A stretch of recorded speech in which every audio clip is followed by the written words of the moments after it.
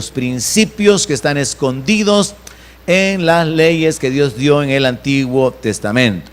La intención es que podamos escudriñar cuáles son esos principios, esos valores espirituales que todavía deben ser practicados, aplicados por el pueblo de Dios. Amén. Gloria a Dios. Vamos entonces a ocupar esta noche el capítulo 22 del libro de Éxodo. Capítulo 22 del libro de Éxodo. Muy interesantes los principios que aquí se presentan. Y como dije, hermano, la intención mientras escudriñamos la palabra es que nosotros podamos descubrir que las leyes que Dios le dio a los israelitas en el Antiguo Testamento tienen aplicación en el Nuevo Testamento con el entendimiento de los principios que estaban detrás de cada ley.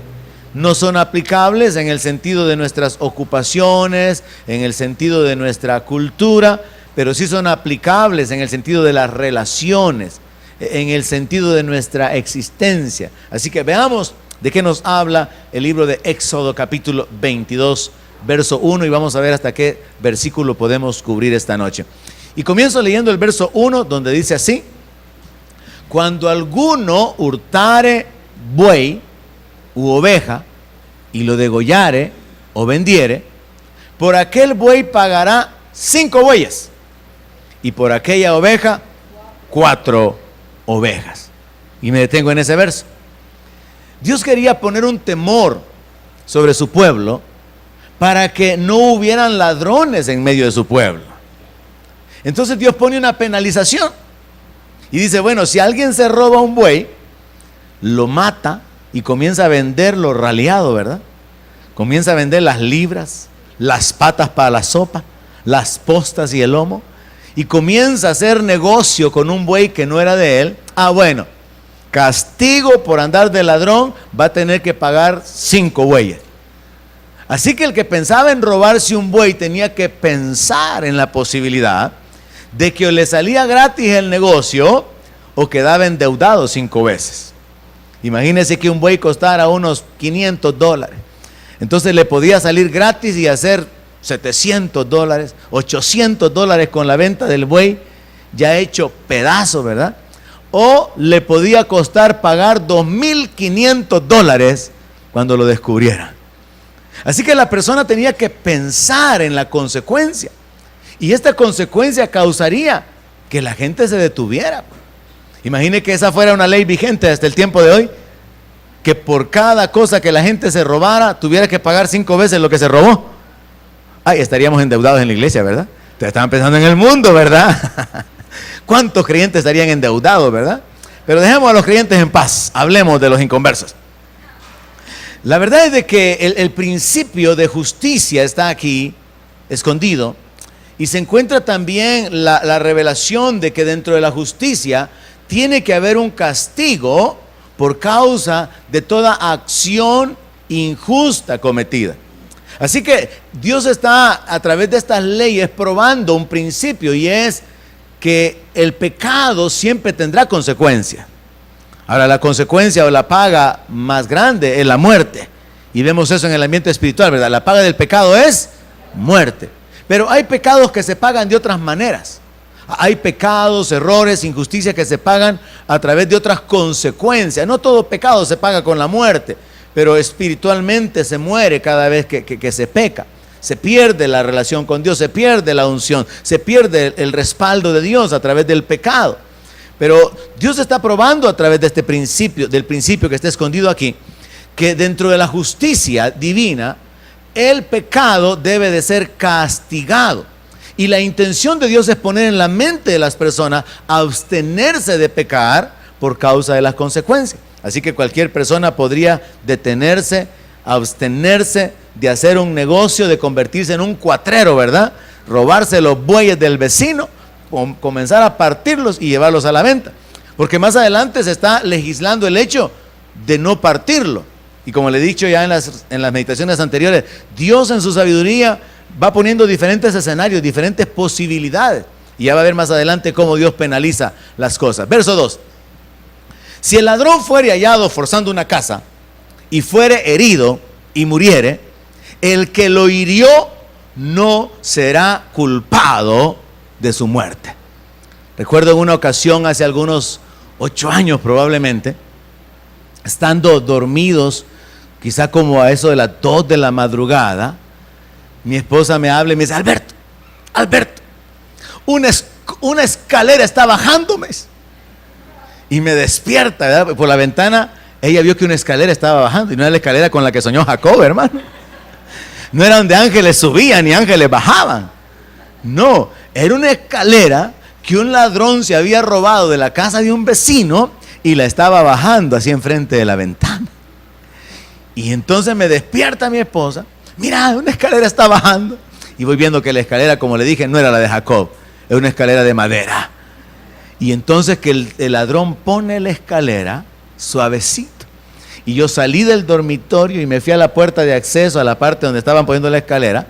Y yo no tenía un corvo, yo no tenía nada a la mano. Entonces lo único que se me ocurrió fue darle un buen susto al ladrón. Y entonces mientras di un gran golpe así en la puerta de salida, grité: con que aquí estás, ¿no? Ese bandido trepó lo poco que había bajado de la escalera, corrió por todo el techo y saltó. Yo creo que se debe haber doblado una pata mientras se pegó la corrida. Ahora, lo que dice la ley y bajo la ley era que yo le podía haber volado la cabeza y quedaba libre.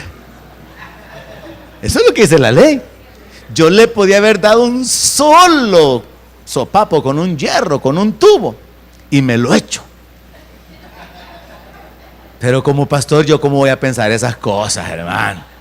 No es posible. Aparte de eso, no estamos bajo la ley. Pero vea, el principio que hay aquí es: la justicia establece el derecho a defender la propiedad. Así que Dios legisló que si el ladrón era hallado forzando la casa, y mientras estaba ahí penetrando en la casa, irrumpiendo de una manera repentina, él podía ser herido y podía morir, y al que lo hiriera no sería culpado de su muerte.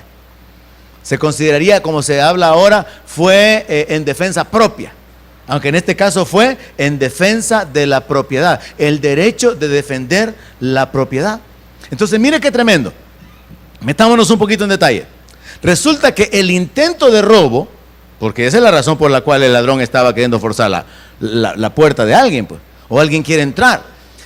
El intento de robo, o el intento de asaltar, o el intento, extendámonos más, de violar o de secuestrar que alguien podría tener mientras se mete en una propiedad privada, era castigado o podía ser castigado con muerte. Pero sin embargo, el haber matado a alguien podía quedarse sin castigo. Y Dios está legislando en su justicia de que era justo que alguien en defensa de su propiedad matara a alguien por querer robarle. Pero también en la justicia de Dios, el que mataba a alguien quedaba sin castigo. ¿Por qué? Porque Dios lo que quería era poner el temor en medio de su pueblo, para que entre su pueblo no hubieran ladrones, no hubieran personas que se aprovecharan, no hubieran personas que cometieran injusticia. Entonces cualquiera podría pensar: si me descubren bajando la escalera y me dan, hasta ahí llegué. Entonces cualquiera podría pensar 2 veces y abstenerse de meterse en una casa, abstenerse de poder intentar abrir cerraduras y meterse para robar. Así que es curioso ver cómo la muerte podía quedar sin penalización, pero el intento de robo podría tener como máxima pena la muerte. En otras palabras, un ladrón podría morir en el intento, pero alguien que mató al ladrón quedaba libre. Ante esa circunstancia de aparente injusticia, el pueblo de Dios tenía que pensar: no me conviene robar, no me conviene ir a meterme en la casa de nadie. Y entonces está ahí escondido el temor y el abstenerse de cometer injusticia. Pero vea cómo Dios va legislando en detalle. Verso 3. Pero si fuera de día, o sea que aquel lo mataron pero de noche. O sea, yo tenía todo el derecho porque era de noche, era de madrugada. Pero si fuera de día, el autor de la muerte será reo de homicidio. O sea que si es de día, usted encuentra a alguien que mientras usted va de regreso para la casa, está entrando a la puerta y usted lo mira y saca su pistola y lo mata, no, entonces usted es reo de muerte. ¿Y por qué ahora vemos una legislación diferente? Dice, pero si fuere de día, el autor de la muerte será reo de homicidio. ¿Qué es lo que está escondido aquí? El principio de la responsabilidad de sus actos. Dios quiere que cada uno de nosotros tome responsabilidad de sus acciones. Y si alguien mataba a otra persona en el pleno día, significaba que estaba tomando la justicia en sus manos. Y significaba que estaba cometiendo una injusticia. ¿Por qué? Porque lo máximo que alguien podría robarse al meterse en una casa sería dinero, cosas de valor. Pero cuando matan a una persona, le están quitando algo que no se puede medir en dinero. Es la vida. Entonces Dios considera como una injusticia que si a un ladrón lo matan, se ha cometido una injusticia, porque el ladrón está tomando cosas materiales, pero a él le quitaron la vida. Y entonces Dios dice, no, entonces si es hecho de día, el homicida o el autor de la muerte será reo de homicidio. En otras palabras, sería considerado un homicida y tendría que pagar, tendría que ser juzgado, tendría que ser probablemente metido a la cárcel por haber tomado la justicia en sus manos, y probablemente bajo la ley judía, probablemente hasta podría ser sentenciado a morir también, porque más adelante en otro capítulo vamos a encontrar ojo por ojo, diente por diente, que era parte de la ley. Pero vea cómo Dios cambia el escenario para poder ir legislando cada situación. Entonces le hace entender al pueblo, si es de noche, denle con todo. Si es de día, no lo hagan. No tomen la justicia en sus manos. Sean responsables de sus acciones, porque es injusto quitarle la vida a alguien porque está robando dinero. No entra en el mismo nivel, no es justo. Bajo este enfoque podríamos considerar, apliquémoslo en el pleno, en el presente. Es injusto que a alguien que está robando en un bus le metan 3 balazos y lo maten. Es injusto. Pero como no estamos en un pueblo que teme a Dios y que no está bajo la ley de Dios, entonces la ley en cierta forma no se aplica, aunque la palabra de Dios sigue diciendo que el que a hierro mata, a hierro muere. Y eso Jesús lo citó en el Nuevo Testamento, lo cual significa que eso está vigente. Lo cual establece que aquellos que son violentos y andan abusando y andan matando y destruyendo van a recibir lo mismo, porque hay un principio en la palabra: todo lo que el hombre sembrare, eso también segará. Entonces el que mata a hierro, así también muere. Y Dios se encarga de traer la justicia o de manifestar juicio sobre las personas. Pero aplicándolo en el tiempo presente, es injusto que un ladrón muera por haberse robado, ¿qué? $200, $300 que logró recoger de un montón de pasajeros en un bus. Es injusto desde la perspectiva divina, porque lo que le quitaron a él no vale $300. Pero el problema es el tomar la justicia en las manos, porque al final Dios va a juzgar a todos. ¿Sabe usted eso, verdad? Dios va a juzgar a todos. Durante un tiempo, y está escrito en la palabra, los malos parece que se ensañan, los malos prosperan, y los justos se sienten intimidados, y los justos dudan hasta de la manifestación de Dios muchas veces, y como Asaf, creo que escribió uno de los salmos, hasta quieren retroceder. Pero hay que saber que hay un juez que es justo y es Dios, y hay que dejarle a él la justicia. Ahora, el asunto aquí entonces es que Dios quería que el pueblo tomara responsabilidad de sus acciones. En la siguiente parte del verso 3 dice: el ladrón hará completa restitución. Si no tuviere con qué, será vendido por su hurto. Mire, si esta ley se aplicara, me voy a meter en líos aquí. Si esta ley se aplicara a los políticos, hermano, hágalo más largo. Llega el milenio, ¿verdad? Viene el Señor Jesucristo y todavía se quedan en la cárcel. Mire, el ladrón hará completa restitución. Si no tuviere con qué restituir, será vendido. En otras palabras, la ley determinaba el juicio sobre los infractores. Y no se justificaba como alguno, es que mire que yo ando robando porque mis hijos están enfermos, es que mire yo ando robando porque tengo hambre. No hay justificación para las injusticias. No hay justificación, no delante de Dios. Entonces hay un juicio.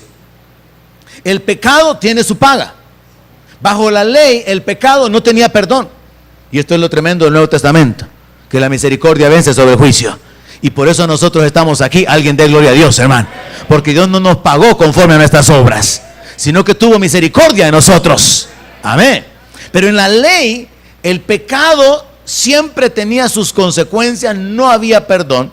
Y si la persona había robado tanto y se lo había gastado, lo había distribuido, etcétera, que ya no podía restituir la deuda o lo que se había robado, sería vendido como esclavo si fuera necesario. No quiero mencionar nombres de deudores, no quiero mencionar nombres de ladrones, pero usted piensa en alguno que haya robado bastante. Ese que usted está pensando. Entonces, como no puede devolver el dinero que se ha robado, lo que tendría que hacer es venderse a sí mismo como esclavo. Entonces, ¿qué estaría haciendo ese condenado? Sirviendo sin recibir dinero. Mire, ¿cuántos funcionarios públicos estuvieran ahorita trabajando sin recibir un 5? Porque tendrían que haberse vendido, montones dicen, ¿verdad? Y de todos los colores, no estoy haciendo acepción de personas, ¿verdad? Que yo bien digo que aquellos son los malos y estos son los buenos. No, sí, de todos los colores. Entonces el asunto aquí es que la ley determinaba que había una consecuencia. Entonces robó y robó tanto que no puede pagar. Entonces como no puede pagar, se queda como siervo. Se queda sirviendo, se queda trabajando. Se queda realizando funciones de servicio como que si fuera un esclavo, porque debe tanto que la única forma de pagar es con su vida. Así que cualquiera podría pensar, no hombre, si yo llego a robar y al final no tengo con qué pagar, voy a quedar de esclavo.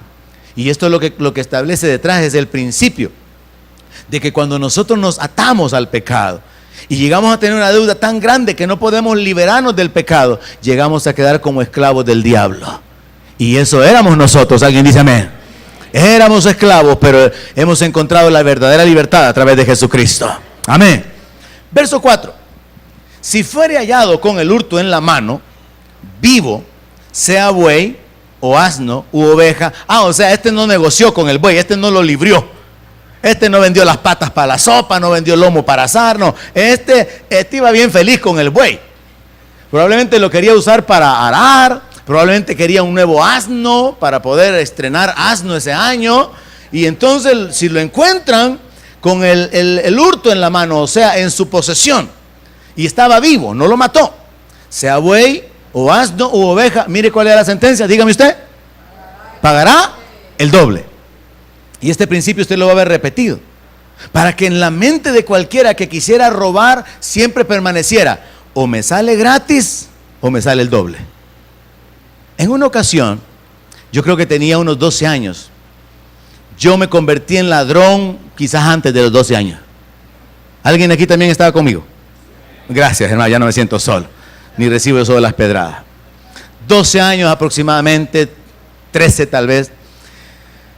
Mi papá me enseñó a viajar a San Salvador porque yo me crié en Lourdes, vivía allá, de San Salvador me fui como a los 5 años para Lourdes, después viví en Lourdes y me vine para San Salvador de nuevo, pero mi papá me enseñó a viajar, y por ahí por los 12, 13 años, yo recuerdo en una ocasión haberme ido a meter al supermercado Todos. ¿Cuántos de la tercera edad se acuerdan del supermercado Todos? Gracias, hermano, ya veo las manos levantadas de todos, de casi todos, porque otros son de la cuarta edad, pues no la levantaron. Yo recuerdo haberme ido a meter al supermercado Todos, que estaba allá donde es el Europa, o no sé si es Europa todavía. Ya no hay nada. Está tan viejo el asunto que ya ni Europa es. Pero ya estaba en la calle Arce. Total que yo me fui a meter al supermercado Todos con una maquinación en mente. Ir a robarme unas baterías para un radio que yo tenía. Yo tenía un radio chiquito. Y ese radio chiquito usaba 2 baterías de las delgadas, de tamaño de dedo. Y que me voy, ¿verdad? Como todo profesional, ¿verdad? Disimulando, tocando por ahí, caminando por los pasillos, y que agarro las baterías, y que me las meto por aquí, y que voy saliendo bien fijo y que me pesque el policía. Hermano, yo no olvido ese día. Que ustedes no me conocen. Voy para el cielo, pero no vine del cielo. Me jala el policía. Vení para acá, cipote, me dice. Y comienzo yo a sudar y a temblar. Sácate lo que llevas ahí, me dice. Y yo todo abochornado, humillado, temeroso. ¿Qué me van a hacer? Mira, me dijo, te tocó ir a la cárcel ahora, me dijo. ¡Ah! ¿Y quién le va a avisar a mi mamá? Dije yo. Imagínense lo que pasa en la mente de un niño, hermano. ¿Y quién le va a decir a mi mamá? Y cuando yo salga voy a estar con bigote, ya anciano o calvo. ¿Qué me va a pasar? Yo realmente me preocupé mucho porque fue una cuestión de que me agarre el hombre armado, vení para acá y sacate lo que llevas. ¿Y cómo me escondía? Me habían visto. Sácate lo que llevas ahí. Y me dice, ¿por qué andas robándome? Es que tengo un radio, le dije yo, y no tengo pisto para comprarle las pilas. Pues vas a tener que conseguir dinero, me dijo, porque te voy a hacer un favor, me dijo. ¿De qué? Le dije yo, tembloroso ahí con la voz toda cortada, ¿verdad? ¿De qué? Me vas a pagar esas baterías el doble de lo que valen, me las vas a entregar y te dejo ir, me dijo. Mire, de eso me acordé mientras estudiaba la ley, mire. Esa gente estaba en algo, hermano. Esa gente había leído la Biblia. Y entonces póngale que si las baterías valían 80 centavos de colón en aquel tiempo, yo tuve que pagarle unos 60 de colón y entregarle las baterías. Y entonces que venía aquí, que vas a escribir tu nombre, vas a dejar cuál es tu nombre y tu dirección y vas a poner aquí tu huella. El policía hizo todas las cosas ahí, ¿verdad? Y me dejó intimidado, que yo quedaba fichado para que con la policía me pudieran controlar, me pudieran buscar en la casa. Desde entonces ya no robé más. Hasta las siguientes 72 horas que se me había olvidado. ¿Cuántos están conmigo también en seguir pecando después de haber sido juzgado? Gracias, hermanos. Ya no me siento solo, como dice el corito. Entonces vemos que ese principio de tener que pagar al doble lo que se ha robado fue una idea de Dios. Y la intención de Dios era poner en la mente del pueblo, no lo hagan. O sea, no era simplemente, les voy a poner una penalización y a través de esto ustedes van a poder enriquecerse unos a otros, bendecirse unos a otros. No, la intención era, no lo hagan. Absténganse de hacerlo. Mire, yo no quedé con ganas de ir al supermercado. Todos me cambié al supermercado para que no hubiera tanta seguridad. No, yo no quedé con ganas de seguir robando baterías. Robé otras cosas. No, todo lo digo mal, ¿verdad? Yo no continué robando por el temor de lo que eso había significado.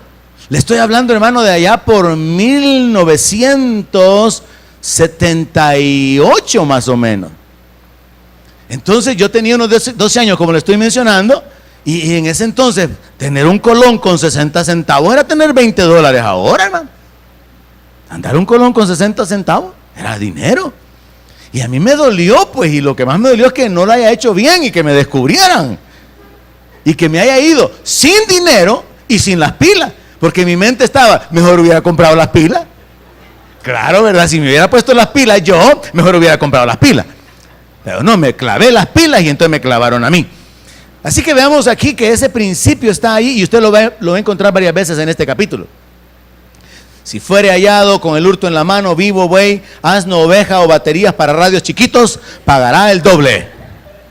Entonces lo que vemos es la justicia y el castigo para poder causar temor en el pueblo.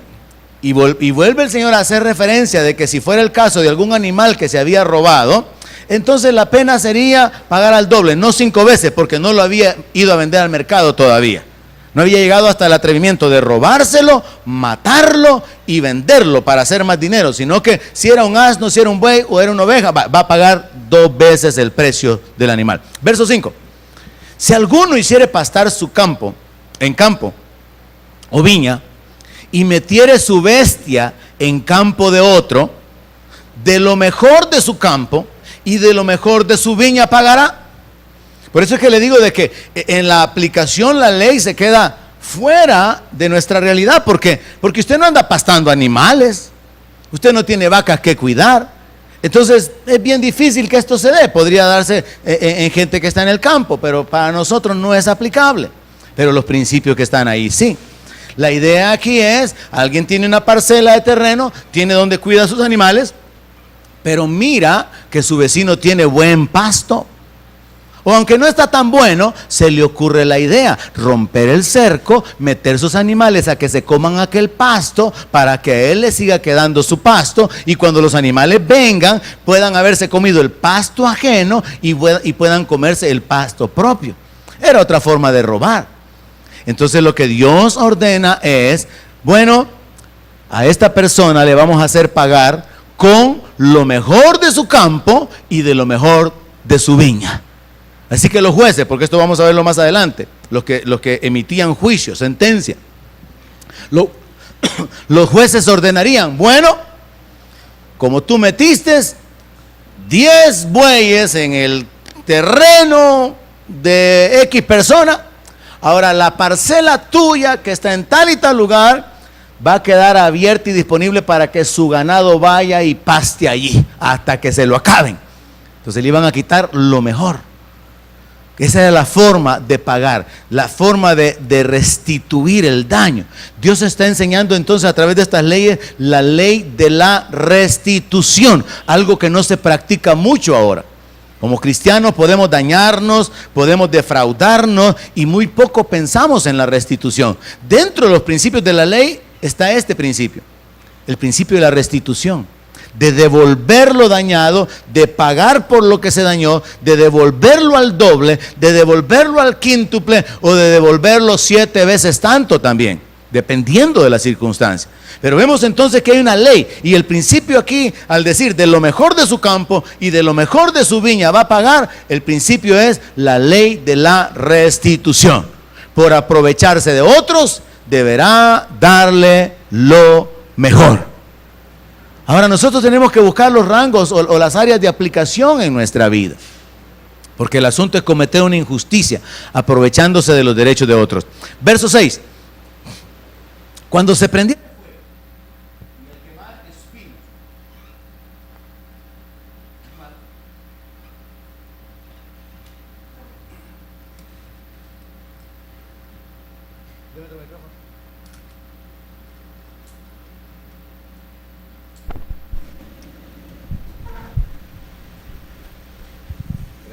¿sí? Cuando se prendiere fuego y al quemar espinos quemase mieses amontonadas o en pie o campo, el que encendió el fuego pagará lo quemado. De nuevo, usted no anda quemando, ¿verdad? En su campo, porque usted no siembra aquello que ya no va a servir. Así que es bien difícil que se dé esta posibilidad. Pero lo que vemos aquí es que Dios está legislando bajo el principio de la ley de responsabilidad.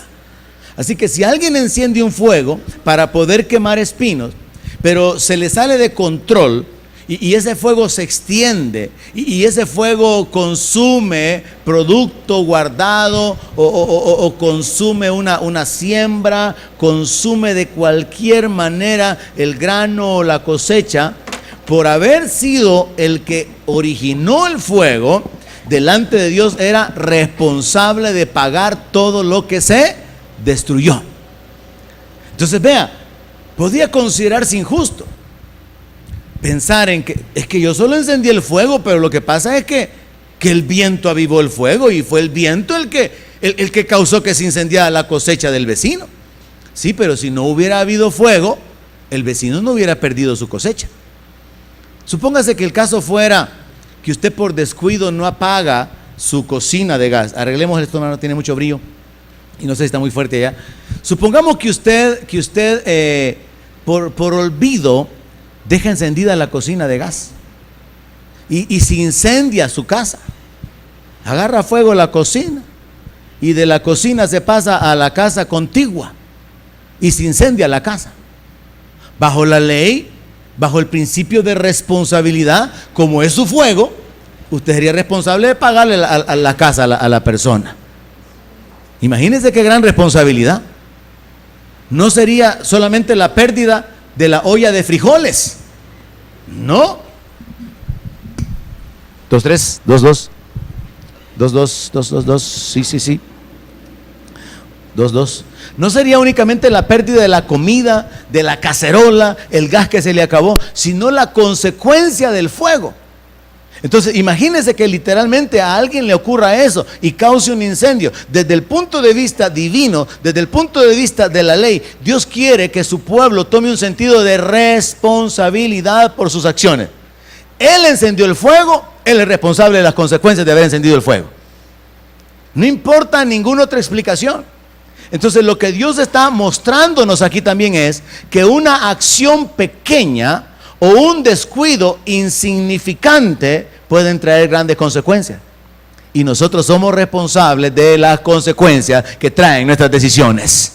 En ese sentido, somos responsables de mantenernos alertas, de no cometer acciones, de no ejecutar reacciones, conductas que puedan causarle daño a otras personas, porque delante de Dios somos responsables. Amén.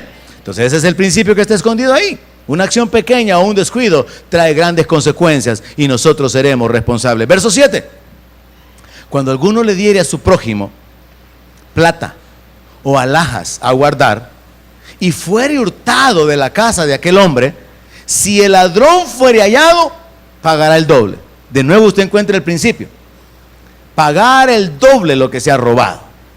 Ahora entonces Dios está estableciendo otro escenario, otra idea. Está legislando bajo otra circunstancia. A alguien, un vecino, un amigo le confió sus prendas, le confió dinero y se lo robaron. Entonces, si se encuentra al ladrón, aquel que dio las cosas en préstamo recibe el beneficio de que lo que prestó ahora le será devuelto duplicado. Y el ladrón tiene que ver cómo hace para poder conseguir y pagar el doble. Y bajo la ley anterior, si no podía pagar, tenía que venderse como esclavo. Tenía que venderse a alguien y con el dinero obtenido pagar por lo que había robado. Y las leyes se van conectando en el sentido de responsabilidad. Lo que vemos aquí entonces es, de nuevo, el principio de justicia. Que en el juicio, por cualquier robo, había que pagar el doble. Entonces, todo israelita, porque estas eran las leyes para el pueblo de Israel, no eran las leyes para tratar así a los forasteros, no, era la ley para el pueblo de Israel. Todo israelita, por lo tanto, pensaba, bueno, esto es como una ruleta rusa, o dispara la pistola o no dispara, o se mata a la persona o queda viva. Entonces, toda persona que intentara realizar un robo tenía que tener claro en su mente este pensamiento: o me sale gratis o no recibo nada y tengo que pagar al doble. Así que cualquiera podía reconsiderar el poder robar, porque este principio se repite a lo largo de este capítulo. Verso 8. Si el ladrón no fuere hallado, entonces el dueño de la casa será presentado a los jueces para que se vea si ha metido su mano en los bienes de su prójimo. Porque cualquiera podía sospechar. Eso está como que cualquier empleado llegue donde el jefe y le diga: fíjese, jefe, que va a creer que me pasó. Me robaron los $1,500, fíjese, jefe. Yo iba bien tranquilito para el banco, fíjese, y me lo robaron. Ahí sería un escenario, una forma de aplicarlo en este tiempo. ¿Y qué es lo que hay que hacer bajo el principio de la ley? Bueno, dice, el dueño de la casa tiene que ser presentado a los jueces, el que tenía el bien, para que se vea si ha metido manos en los bienes de su prójimo. En este caso, ¿qué es lo que hay que hacer? Se presume inocente la persona que está expresando que ha sido robado, que perdió el dinero porque lo asaltaron. Se presume inocente mientras no se compruebe lo contrario. ¿Y qué es lo que hay que hacer? Hay que investigar para poder juzgar. En este caso, lo que dice es que los jueces tienen que examinarlo para poder averiguar si ha metido mano en los bienes de su prójimo. En este caso recurrimos a la ciencia, se recurre al polígrafo. Recuerdo en una ocasión, cuando mi esposa todavía trabajaba, antes de que Jonathan naciera, se perdió un dinero en la clínica donde ella trabajaba. Y entonces el doctor mandó a traer a las personas, o las mandó a las empleadas a hacerse la prueba del polígrafo. Y resulta que en la prueba del polígrafo determinan que una muchacha era culpable, y no era cierto. Y que la meten presa a la muchacha. La tuvieron guardada porque en la prueba salió, pero mal. Porque se puso tan nerviosa que todo lo que ella decía le salió en su contra. Entonces la acusaron de ladrona, quedó mal. Al final, después de un par de días, se logró descubrir que el ladrón era otra persona. Pero mientras se investigaba todo, esta muchacha tuvo que estar detenida en las Bartolinas de la policía. Y mi esposa y las demás personas estaban bajo esa presión de la sospecha, de la desconfianza del jefe. Y lo que vemos aquí al aplicar la palabra es que hay que hacer investigaciones. No se puede condenar a alguien, no se puede juzgar. Y aquí es donde nosotros pecamos muchas veces. Dejemos de un lado el principio de estar juzgando un robo o la pérdida de algo. Nosotros emitimos juicios sin conocer los detalles muchas veces. Y no estoy hablando de robar, estoy hablando de condenar a las personas por cualquier cosa.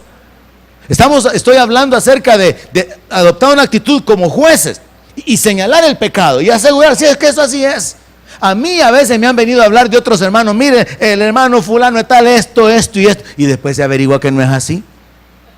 Pero ya el que habló, ya habló. Se colocó como juez, lo condenó, lo acusó, lo condenó. Entonces el principio que tenemos que extraer de aquí es que nosotros no somos jueces.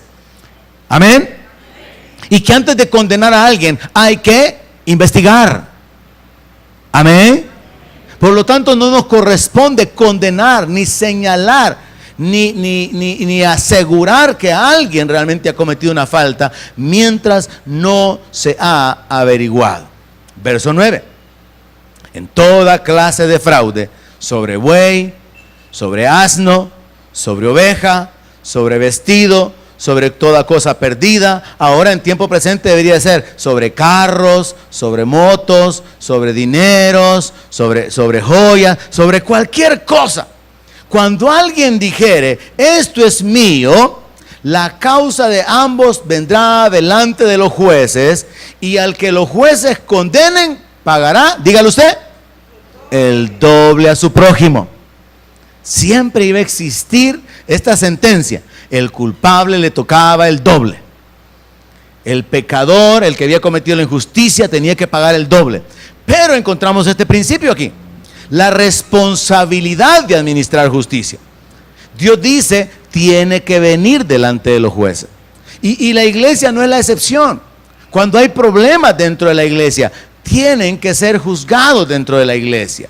Tienen que ser juzgados esos problemas por los líderes de la iglesia. Mire, no crea usted de que es anormal que hayan problemas. No, es normal que hayan problemas, porque somos personas que estamos en un proceso de cambio, de transformación. ¿Alguien está de acuerdo conmigo?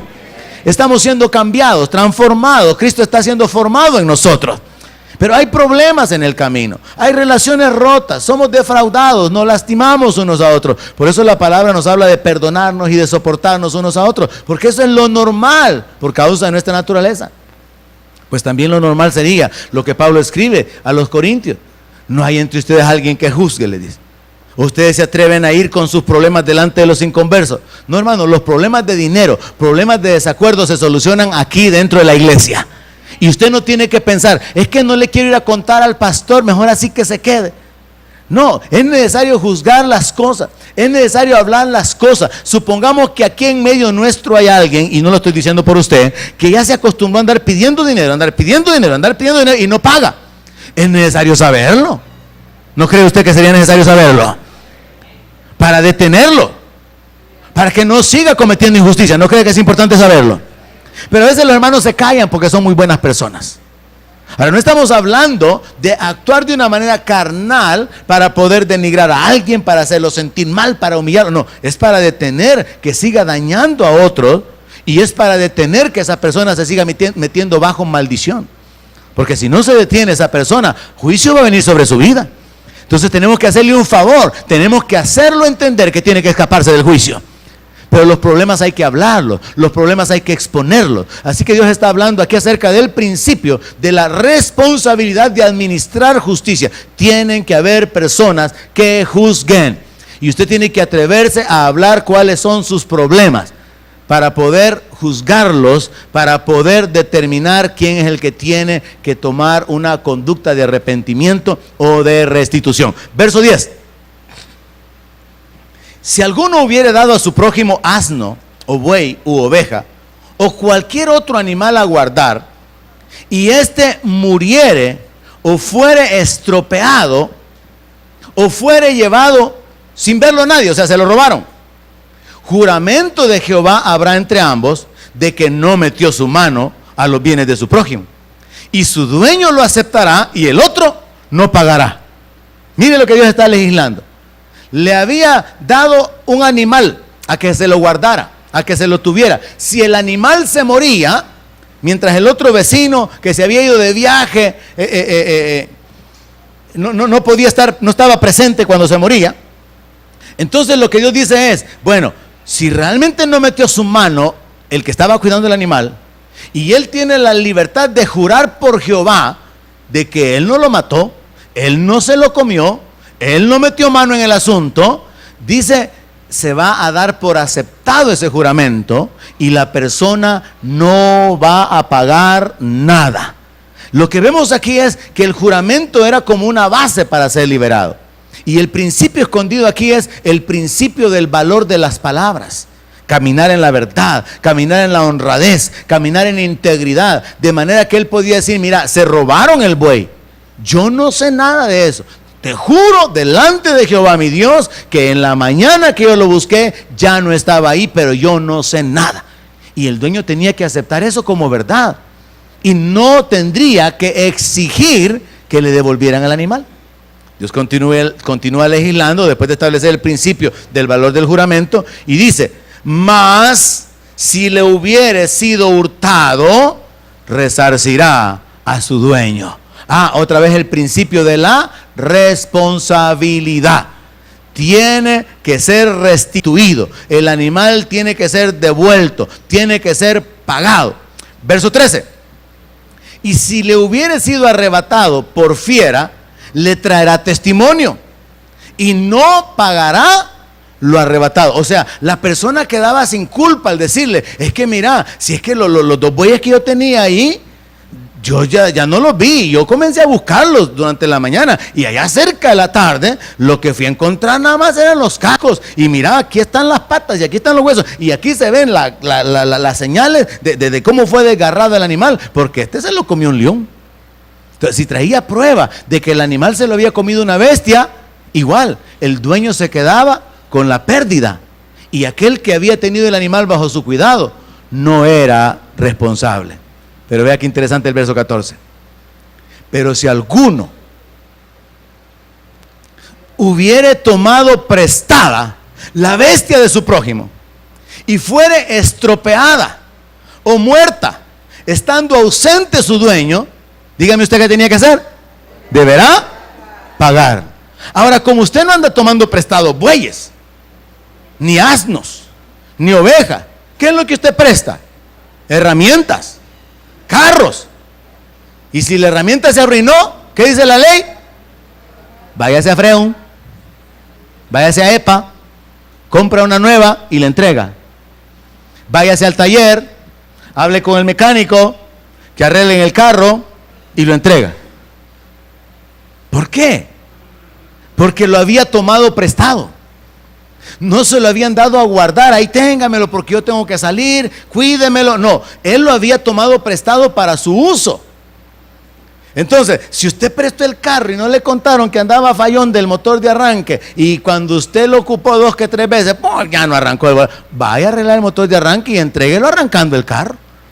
Así de claro, ¿me está entendiendo alguien? Así que antes de prestar algo, investigue cómo está, oye. Hermano, y arranca bien. Y la bomba funciona. Las llantas no se pinchan. Son antipinchazos, hermano. No está mala la bomba de gasolina. El timón es suavecito. Averigüe bien cómo están las cosas. Porque alguien viene y dice, sí, hermano, lléveselo. Ojalá que se le arruine y me lo traiga arreglado, dice. Y le presto una pulidora, le presto una caladora, le presto un rotomartillo, le presta lo que sea. Y el chunche ya sabe que ya va a dar el sopapo. Y dice, ya se me va a hacer nueva.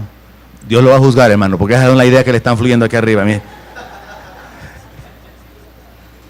Dios está interesado en el principio de justicia. Y quiero terminar ahí por causa del tiempo. Así que él dice, si alguno hubiere tomado prestada la bestia y fuere estropeada o muerta, estando ausente su dueño, deberá pagarla. ¿Cuál es el principio aquí? Es el principio de la responsabilidad, porque sucede algo como esto. Si yo no tengo un taladro y yo presto un taladro, entonces es porque lo voy a ocupar. Ocupo el taladro, estoy en mi trabajo, las ocupaciones, ya sea que termine mi trabajo o no lo termine, eso no es responsabilidad de quien me prestó el taladro. Si el taladro se me arruina, lo golpeé o ya estaba por dañarse y el taladro se me arruina, el sentido de responsabilidad, el principio de responsabilidad establece esto: tengo que aceptar la pérdida como que si fuera mío. Entonces, si el taladro hubiera sido mío y yo estoy trabajando y a medio trabajo se me arruina, ¿qué tengo que hacer? ¿Arreglarlo o comprar otro para seguir trabajando?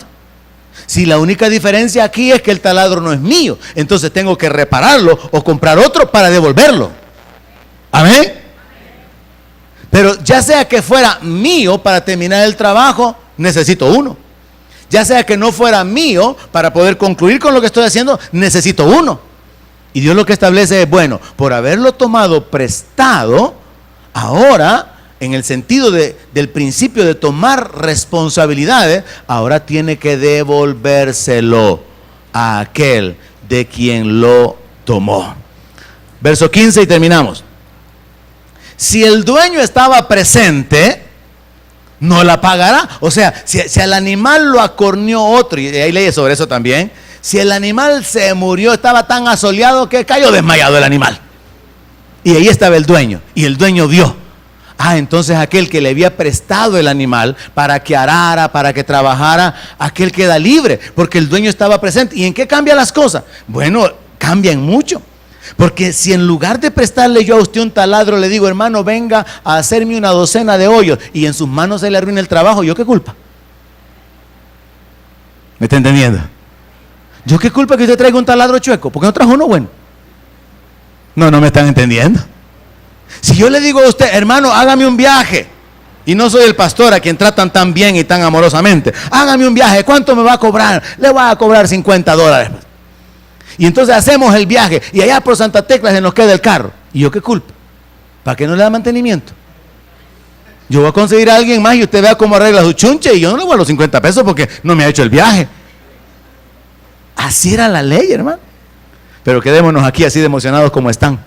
Seguimos la próxima semana. Póngase de pie. Vamos a despedirnos.